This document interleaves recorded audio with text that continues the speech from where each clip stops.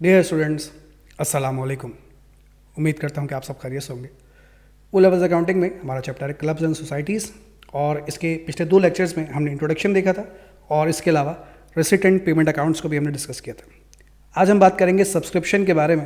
ये सब्सक्रिप्शन क्या होती है ये तो मैं आपको पहले भी समझा चुका हूँ कि अपने मेंबर्स से जो आप अमाउंट रिसीव करते हैं अपनी सर्विसेज के अगेंस्ट, जो अभी आप उन्हें सर्विसेज प्रोवाइड कर रहे हैं, उन सर्विसेज के अगेंस्ट जब नॉन प्रॉफिट ऑर्गेनाइजेशन अपने मेंबर से जो अमाउंट रिसीव करती है उस अमाउंट को क्या कहा जाता है? सब्सक्रिप्शन कहा जाता है। जैसे मिसाल के तौर पर मैं आपको एजुकेशन प्रोवाइड कर रहा हूँ, वो ऑनलाइन क्लासेस प्रोवाइड कर रहा हूँ, तो इस ऑनलाइन क्लासेस को प्रोवाइड करने के अगेंस्ट मैं जो भी आपसे फ़ी रिसीव कर रहा हूँ, अमाउंट रिसीव कर रहा हूँ, वो क्या है? बेसिकली वो सब्सक्रिप्शन है।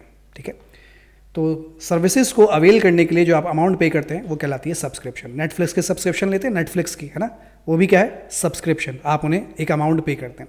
मैंने ये भी कहा था कि ज़रूरी नहीं है कि ये एनुअली हो, ये डिपेंड करता है कि मंथली भी हो सकता है, एनुअली भी हो सकता है, सेमी एनुअली भी हो सकता है। उन्होंने कहा था यूजुअली एनुअली, आमतौर पर एनुअली होता है, लेकिन ज़रूरी नहीं है। खैर आगे बढ़ते हैं।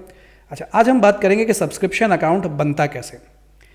अच्छा, कुछ पहले बुनियादी बातें देख लेते हैं, यहाँ पर डाटा देख लेते हैं।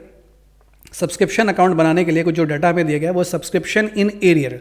एरियर से मुराद ये है कि सब्सक्रिप्शन के पैसे हमें अपने मेंबर से लेने हैं। ठीक है, एक्रूड को कहा गया है यहाँ पर एरियर, यानी रिसीवेबल को कहा गया है यहाँ पर एरियर। हमें अपने मेंबर से, ये ईयर की स्टार्ट की बात कर रहा हूँ, मेरे पास जगह कम थी इसीलिए मैंने लिखा नहीं, ये ईयर की स्टार्ट की बात है। ईयर के स्टार्ट पे मुझे अपने मेंबर्स से $14,000 लेने। हो सकता है एक मेंबर हो, 2 हो, 3 हो, 4, मुझे नहीं पता, लेकिन बहुत सारे मेंबर्स हैं, उनसे मुझे कुछ मेंबर्स से पैसे लेने हैं। $14,000 मुझे लेने हैं। ठीक है, एरियर का मतलब एक्रूड है, एक्रूड का मतलब लेना है। यहाँ पर एक्रूड से मुराद लेना है। सर आपने कहा था एक्रूड का मतलब देना भी हो सकता है, बिल्कुल हो सकता है, लेकिन सब्सक्रिप्शन के पॉइंट ऑफ व्यू से अगर आप सोचें तो सब्सक्रिप्शन का पैसा हमें अपने मेंबर से लेना है। इसके अलावा सब्सक्रिप्शन रिसीव्ड इन एडवांस। कुछ मेंबर्स ऐसे हैं जिन्होंने एडवांस में मुझे सब्सक्रिप्शन के पैसे दिए हुए, $12,000, बिल्कुल हो सकता है, बिल्कुल हो सकता है। ऐसे समझिए कि मेरे पास जो है वो 60 मेंबर्स हैं। ठीक है, मेरे पास टोटल 60 मेंबर्स हैं। 60 में से 40 मेंबर्स ने तो सही पैसे दे दिए, बिल्कुल सही, जितने पैसे देने थे उतने पैसे दिए। 60 में से 40 मेंबर्स ने बिल्कुल बराबर पैसे दिए, जितने देने चाहिए थे उतने दिए। बाकी 10 मेंबर्स से अभी पैसे लेने बाकी हैं। कितने पैसे लेने बाकी हैं? $14,000 बाकी 10 मेंबर से लेने अभी बाकी हैं, एरियर लेने हैं। और बाकी 10 मेंबर्स ने कहा कि सर ये पैसे आप हमसे अभी से लेके रख लें, यानी एडवांस में उन्होंने हमें पैसे दे दिए $12,000। ठीक है, तो मेरे टोटल 60 मेंबर्स थे। 60 में से 40 ने तो बिल्कुल बराबर पैसे दिए, बाकी 10 ने एडवांस में दे दिए और बाकी 10 से अभी लेने बाकी। ये कब की बात कर रहा हूँ मैं? ईयर के स्टार्ट की, साल के शुरू की मैं बात कर रहा हूँ। उसके बाद साल के दौरान, पूरे साल के दौरान मुझे पता चला ड्यूरिंग 2025 सब्सक्रिप्शन रिसीव्ड $1,60,000। इस पूरे साल के दौरान जो मुझे सब्सक्रिप्शन के पैसे मिले हैं वो कितने पैसे मिले हैं? $1,60,000 मुझे सब्सक्रिप्शन के इस पूरे साल में अपने तमाम मेंबर्स से मुझे ये पैसे रिसीव हुए। इसके बाद दिसंबर 31 में मुझे बताया गया कि सब्सक्रिप्शन इन एरियर, साल के आखिर में जो सब्सक्रिप्शन के पैसे मुझे अब लेने अपने मेंबर से, साल के शुरू में कितने पैसे लेने थे? $14,000, लेकिन अब जो पैसे लेने अपने मेंबर से वो सिर्फ $10,000 लेने। और प्रीपेड सब्सक्रिप्शन, प्रीपेड से मुराद ये है कि सब्सक्रिप्शन के पैसे लोगों ने एडवांस में दिए हुए। कितने दिए हुए? $23,000 जो है वो एडवांस में सब्सक्रिप्शन के पैसे लोगों ने दिए हुए, यानी यही बात कह रहे हैं। ये साल के शुरू की बात थी और ये साल के आखिर की बात है। ठीक है, खैर आगे बढ़ते हैं। अब ज़रा कुछ बुनियादी बातें पढ़ते हैं। अगर आपने मेरा वो लेक्चर देखा है जिसमें मैंने जिक्र किया था आपसे किसके बारे में? अदर रिसीवेबल्स और पेबल्स के बारे में, जहाँ पर वो समझाया था, वहाँ पर आपको ये बात समझाई थी कि अदर रिसीवेबल और पेबल का जो ओपनिंग और क्लोजिंग बैलेंस होता है वो किस चीज़ को और कैसे रिप्रेजेंट करता है। ठीक है, ये जो सब्सक्रिप्शन इन एरियर है, सब्सक्रिप्शन इन एरियर का मतलब है ये पैसे मुझे अपने मेंबर से लेने हैं। जो पैसा मुझे अपने मेंबर से लेना है वो मेरे लिए क्या है? वो मेरे लिए एक्रूड है। ठीक है, वो पैसा मेरे लिए क्या है? एक्रूड है। और एक्रूड अगर लेना है तो वो मेरे लिए क्या है? एसेट है। ठीक है, एक्रूड अगर लेना है, एक्रूड के पैसे लेने भी हो सकते हैं और देने भी हो सकते हैं। एक्रूड के दोनों मायने। एक्रूड अगर रिसीवेबल है, एक्रूड के पैसे अगर लेने हैं तो वो आपके लिए एसेट है, लेकिन अगर एक्रूड के पैसे देने हो तो फिर वो आपके लिए लायबिलिटी है। लेकिन यहाँ पर क्योंकि सब्सक्रिप्शन के पैसे हमें लेने हैं तो ये वाला जो पैसा लेना है मुझे, एक्रूड है, ये मेरे लिए क्या है? एसेट है। और एसेट का ओपनिंग बैलेंस कहाँ होता है? ये तो बिल्कुल शुरू में हमने पढ़ा था डबल एंट्री बुक कीपिंग में कि एसेट का ओपनिंग बैलेंस होता है सर डेबिट साइड पर। ये याद रखिएगा इस बात को। ठीक है, अच्छा, सब्सक्रिप्शन रिसीव्ड इन एडवांस, ये पैसे हमने किसी से एडवांस में रिसीव कर लिए। अगर ये पैसा किसी से मैंने एडवांस में रिसीव कर लिया तो ये क्या है सर, ये आपके लिए प्रीपेड है। ठीक है, तो क्या ये पैसा मैंने कमा लिया? सर अभी तो नहीं कमाया। अगर नहीं कमाया, पैसा लेके रख लिया आपने, तो सर ये आपके सर पे एक बोझ है, जिम्मेदारी है, यानी लाइबिलिटी है, ये मेरे लिए लाइबिलिटी है। तो जो प्रीपेड है साल के शुरू में, ये प्रीपेड मेरे लिए क्या है, लाइबिलिटी है। और लाइबिलिटी का बैलेंस कहाँ होता है? लाइबिलिटी का बैलेंस होता है क्रेडिट साइड पर। ये एक्रूड है, ये पैसा लेना है, और ये पैसा एडवांस में ले चुका हूँ, यानी प्रीपेड। प्रीपेड का मतलब क्या होता है? पहले से पैसा दे देना। तो ये पैसा मैं एडवांस में किसी से ले चुका हूँ, तो ये मेरे लिए लाइबिलिटी और ये मेरे लिए एसेट है। अब साल के आखिर में जो पैसा लेना है, कितना पैसा लेना है साल के आखिर में? $10,000। तो साल के आखिर में जो पैसा लेना है वो अगेन मेरे लिए क्या कहलाएगा? एक्रूड कहलाएगा, और एक्रूड मेरे लिए क्या है? एसेट। लेकिन साल के आखिर में इसका बैलेंस कहाँ चला जाएगा? क्रेडिट साइड पर। क्यों भाई? अगर एसेट का ओपनिंग बैलेंस डेबिट साइड पर होता है तो एसेट का क्लोजिंग बैलेंस क्रेडिट साइड पर चला जाएगा। यानी ओपनिंग और क्लोजिंग बैलेंस दोनों आमतौर पर एक साइड पर नहीं आते हैं, दोनों आमतौर पर एक दूसरे के मुखालिफ होते हैं। अगर ओपनिंग बैलेंस डेबिट में है एक्रूड का, तो क्लोजिंग बैलेंस एक्रूड का कहाँ होगा? क्रेडिट साइड पर। इसी तरीके से अगर प्रीपेड का ओपनिंग बैलेंस क्रेडिट में है तो इसका क्लोजिंग बैलेंस कहाँ पर होगा? इसका क्लोजिंग बैलेंस होगा डेबिट साइड पर। ठीक है जनाब, इस बात को मद्देनजर रखते हुए आइए सब्सक्रिप्शन का हम टी अकाउंट बनाते हैं। ये बातें कहाँ से आई हैं? ये दो बातें समझ लीजिए, ये ऑटोमेटिकली समझ में आ जाएगी। एक्रूड एसेट है, एसेट का बैलेंस कहाँ होता है? डेबिट साइड पर। प्रीपेड लाइबिलिटी है, लाइबिलिटी का बैलेंस कहाँ होता है? क्रेडिट साइड पर। अगर किसी का ओपनिंग बैलेंस डेबिट साइड पर है तो क्लोजिंग अपोजिट साइड पर, दैट्स इट।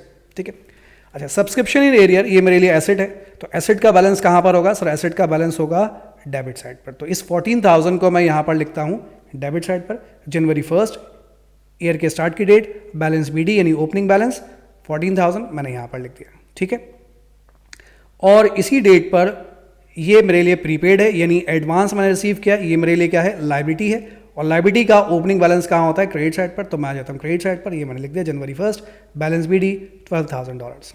ठीक है, अब जरा गौर से समझिएगा।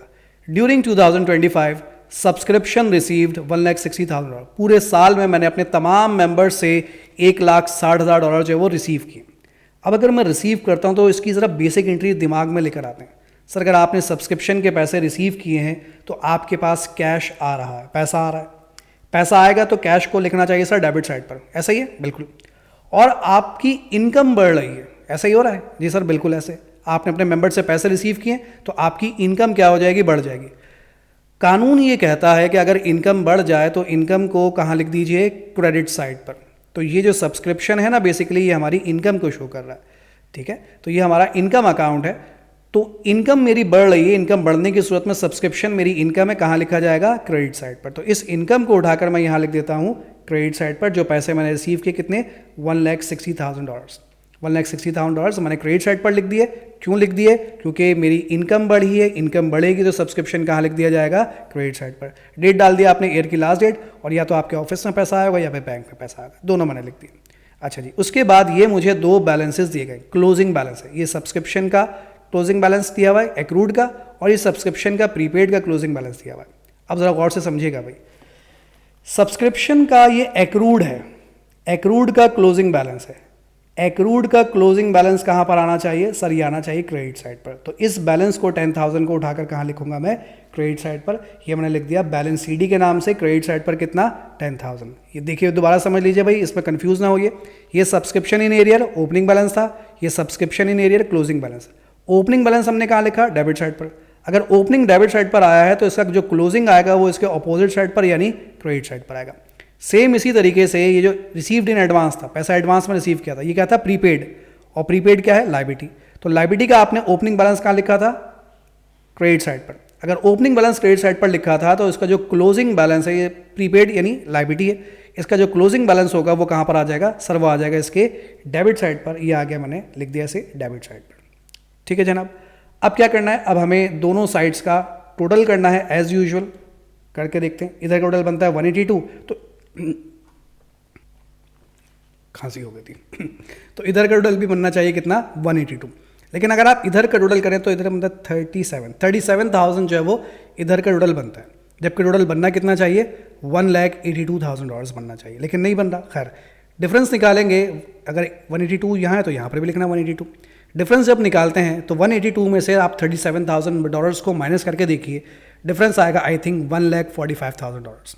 वो जो $1,45,000 डिफरेंस आ रहा है वो आप यहाँ लिख देंगे, यहाँ इस बीच वाली लाइन में, $1,45,000 बीच वाली लाइन में। डेट डाल देंगे ईयर की लास्ट डेट, और यहाँ पर लफ्ज़ लिख देंगे इनकम एंड एक्सपेंडिचर अकाउंट। क्यों लिखा, इसका मतलब क्या है? इसका मतलब ये है कि इस साल की जो आपकी इनकम है सब्सक्रिप्शन की, वो ये इनकम है। हमने तो $1,60,000 रिसीव किए सर, जी बिल्कुल रिसीव किए हैं, लेकिन ये आपकी इस साल की इनकम नहीं है। ये सब्सक्रिप्शन की इस साल की इनकम को शो नहीं करेगा। ये सिर्फ ये शो कर रहा है कि सब्सक्रिप्शन के बदले आपने इतने पैसे लिए हैं, लेकिन इस साल की जो आपकी इनकम है सब्सक्रिप्शन के नाम पर वो कितनी है? वो है $1,45,000। क्यों? उसकी वजह यह है कि इस 1,60,000 के अंदर कुछ एडवांस पहले का है, कुछ एडवांस अगले साल का है, कुछ पैसा लेना है, कुछ पैसा लिया हुआ है, तो इसके अंदर बहुत सारी खिचड़ी मौजूद है।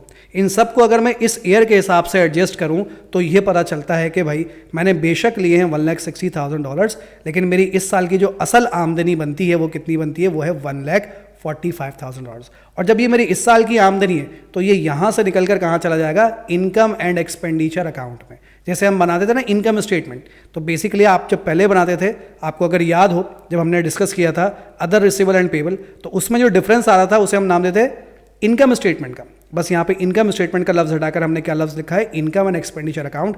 यानी ये जो अमाउंट है, अब ये अमाउंट यहाँ से निकलकर चला जाएगा इनकम एंड एक्सपेंडिचर अकाउंट में। जब अगली क्लास में हम बनाएंगे ना इनकम एंड एक्सपेंडिचर अकाउंट, तो हम कहेंगे कि हम वहाँ पर जो अमाउंट लिखेंगे सब्सक्रिप्शन का वो कितना लिखेंगे? $1,45,000। ऐसे बता रहा हूँ, ठीक है।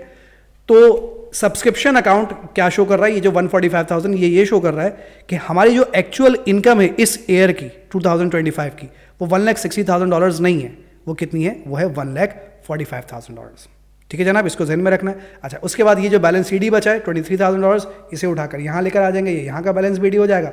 और जो बैलेंस सी डी यहाँ बचा है 10,000, उसे उठाकर यहाँ लेकर आ जाएंगे, यहाँ का बैलेंस बी डी हो जाएगा, जो एज यूजुअल आप करते हैं। ठीक है भाई। अच्छा, अब सब्सक्रिप्शन अकाउंट को ज़रा गौर से देख लीजिए, इसमें हमने क्या क्या चीज़ें लिखी हैं। इसको मैं एक बार यहाँ पर फिर रिप्रेजेंट करता हूँ इस अंदाज से। सब्सक्रिप्शन के अकाउंट में आपने यहाँ पर ओपनिंग बैलेंस लिखा, पीछे वाले को गौर कीजिएगा, और यहाँ पर भी आपने ओपनिंग बैलेंस लिखा। यहाँ जो ओपनिंग बैलेंस आ रहा है वो किस चीज़ को शो कर रहा है? वो एक्रूड के ओपनिंग बैलेंस को शो कर रहा है। डेबिट साइड पर जो बैलेंस है वो एक्रूड का ओपनिंग बैलेंस है। क्रेडिट साइड पर जो बैलेंस है ओपनिंग बैलेंस, वो किसका ओपनिंग बैलेंस है? वो प्रीपेड का ओपनिंग बैलेंस है। ठीक है भाई, 2 पॉइंट डिस्कस कर लिए, ये पॉइंट डिस्कस कर लिया और ये पॉइंट डिस्कस कर लिया। डेबिट साइड पर जो ओपनिंग बैलेंस है वो किसका ओपनिंग बैलेंस होगा? वो एक्रूड का ओपनिंग बैलेंस होगा। और क्रेडिट साइड पर जो ओपनिंग बैलेंस होगा वो प्रीपेड का ओपनिंग बैलेंस होगा। इसके बाद फिलहाल हम बैलेंस की बात कर लेते हैं।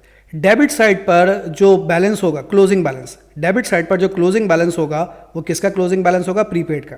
डेबिट साइड पर जो क्लोजिंग बैलेंस होगा वो किसका होगा? प्रीपेड का। ये प्रीपेड का आ गया।